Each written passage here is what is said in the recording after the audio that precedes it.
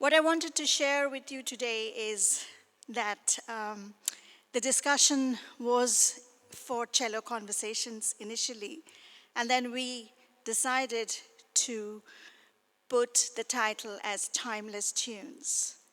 Timeless tune itself is a concept that came out of this kind of a very great collaboration that took place in a very short period of time with the visiting artist coming to the UK just 2 weeks ago, being invited for the Kingston River Cultures Festival that celebrated the coronation of King Athelstan in Kingston.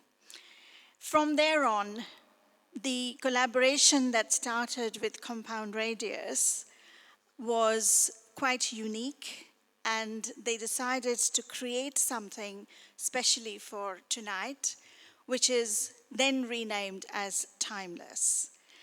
And that is because of the kind of songs that will be presented to you today, divided in different segments. Firstly, it touches on freedom songs that are all timeless lyrics, principally because of the kind of authorship and composition that came out since independence and how it shaped India's independence.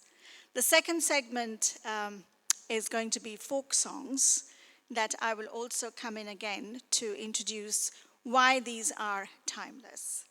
For me, a lot of things in the cultural segment become timeless if they carry with them, not just because they're significant, but because they become cultural signifiers, simply because they are embedded in people's consciousness for a very long period of time. In the case of freedom, it started with the freedom movement right from late 19th century to early 20th century. And it continues to inspire the idea of freedom within India as well.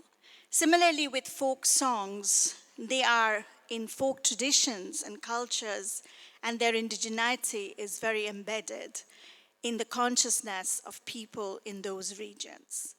But what is actually quite unique with Tapan Mullick's presentation is how he tries to link the story between India and UK.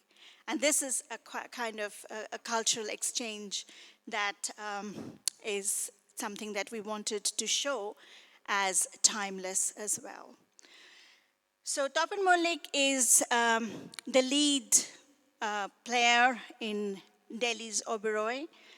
He is quite a trained cellist from Germany, from India, and he's played all over the world in different parts, but this is his first visit to the UK, where he has promised to bring more collaborations. He's also performed in research presentations and research projects, like in South Africa, there was Insurrection Ensemble, which again brought musicians from African traditions, blending fusion ideas of jazz, of other kinds of rock music as well. And then how you blend that with more classical traditions is something that he has also worked on. The other thing that he's also done is practiced in Germany, and he's learned music in Germany as well. And that influences his compositions with classical music quite a lot. So we are actually facing a broad plethora of music and repertoire, which is going to then have a conversation with Compound Radius, which is Arnav Dotto's sort of imagination to bring about an alternative rock band and to continually evolve, inspired by various other genres like folk, soul. There's also punk, and I think that's one of the reasons why he was interested to support the presentation today. So Dotto is also in guitar and vocals. I'm not sure if we're going to hear more about vocals, but we'll try and stick with the cello and the guitar conversation. So I welcome Tapan Mullick to be on stage. Please come, and also Arnab join us as well.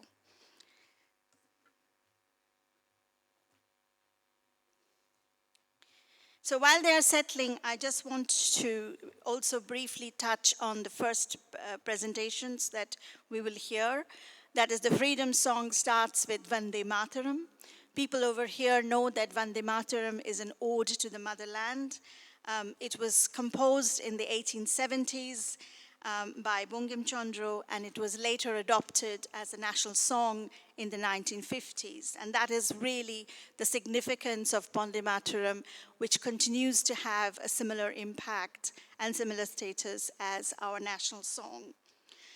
Apart from that, we also look at venerating the mother and the personified image of Mother India continues in other presentations. Most significantly, you will see Atul Prasad's presentation, Atul Prasad's composition in this segment. Very few people actually know about Atul Prasad's presentation so far. So I'm hoping that we can reflect on his composition after the first segment as well.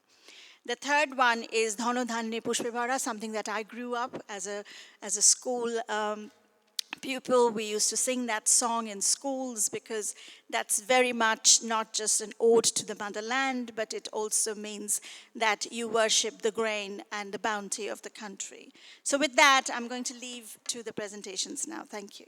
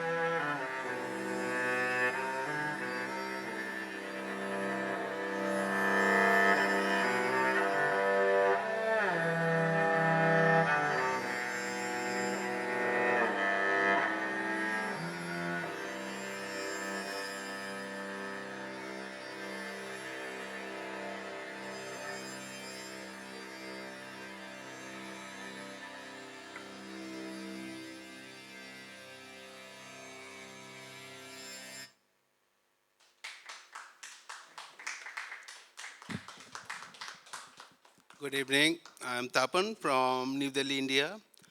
I'm very happy to be here, and um I got a lovely friend over here. We collaborate together and we join together to do something music because if you play alone, it doesn't sound nice. So I got Arnab Radius. He has got a lovely band with his wife. So we talked each other and we made a band as like this. So I'm welcoming to the stage. He's Arnab. He's a lovely person. He is a guitar player as well as he's a composer. He's a recordist and he sings very well. So he has got lots of talents more than me.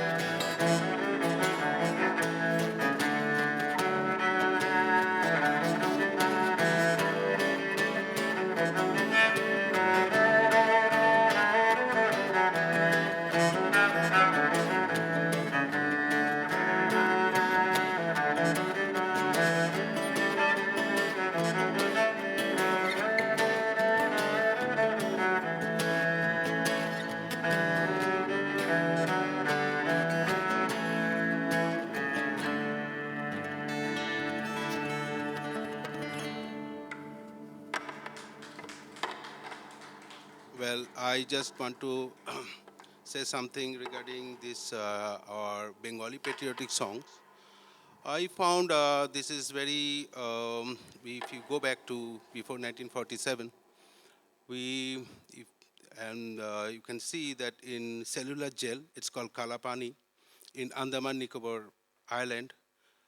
Over there, there was 585 prisoners. They were all freedom fighters. Among them, 380 Bengali freedom fighters was there. So I just trying to imagine myself how they get the boost to fight for the country. What was their the power of boosting? I believe these songs, because it is created in 18th centuries. Vande Mataram created in 1885.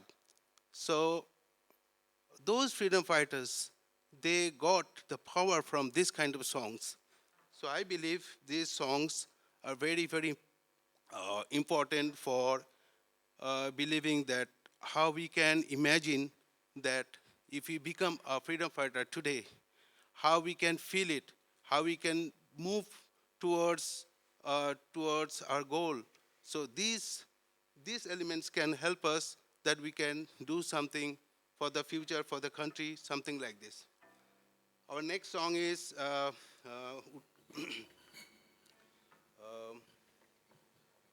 Dhanno Pushpavara, that is composed by Dijendra Lal Rai, and this is one of my most favorite one. This is called Something About the Country and the love between mother and child, like brother and sisters, everyone with the family, with the people of this country. So please enjoy. It is all in Bengali, so I believe you will enjoy it. Thank you.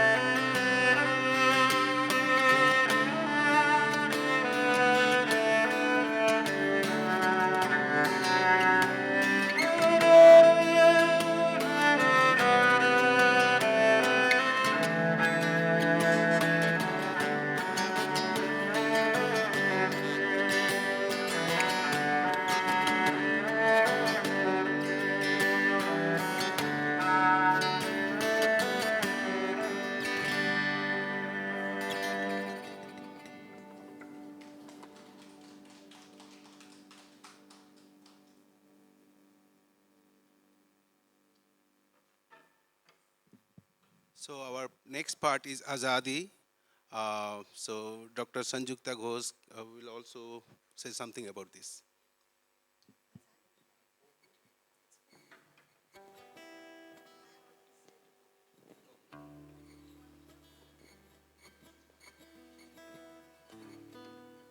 I beg your pardon. It is a folk part, so she's going to say about that.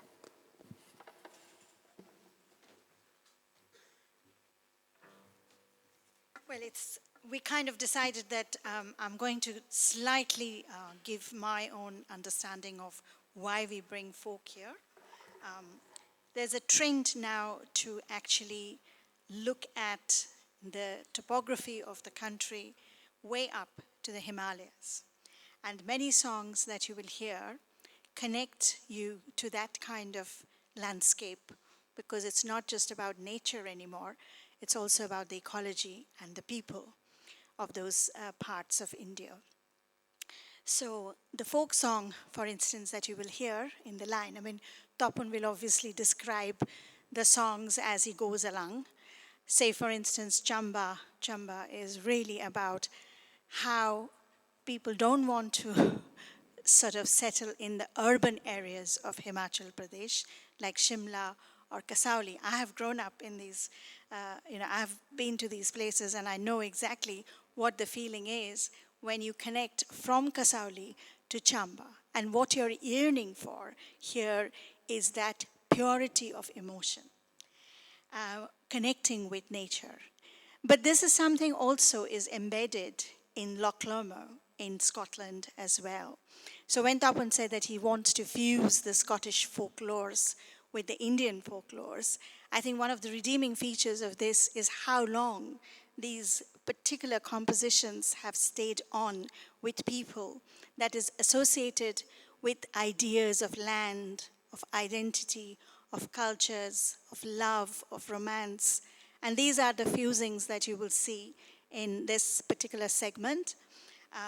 That is Scarborough Fair, Loch Lomond, all these aspects are really about different emotional pinings for landscape history. A lot of it is also connected to war histories in the past. But they have become famous because they have been adopted by so many singers like Paul Robeson, for instance, and other genres have also adopted folk songs. So this is also about timelessness. Timelessness because it is so embedded in different genres, different areas of thinking, of culture, adopted from black artists to classical artists and so forth. So it's really this kind of fusion that we're going to hear individually. Thank you. Uh, the Loch Lomond is from it is Scottish folk. I really missed Scotland this time because my time was very short. So I really love the landscape of Scotland. Anyhow, I brought up also with the Western classical, so I played a lot. I teach my students this kind of songs as well in India, in New Delhi. So this is also part of my life, that how I love this kind of song, including Scarborough Fair. That's also part of English folk, and this is said about something about the fair, and which is said about how beautifully said that it's a fair in a marketplace where people go and meet their own person, and they can feel it, and the gifts whatever they're giving is meaningful, something about not going to be some negative attitudes, so always be something, some peace, harmony, and love, something like this. Thank you.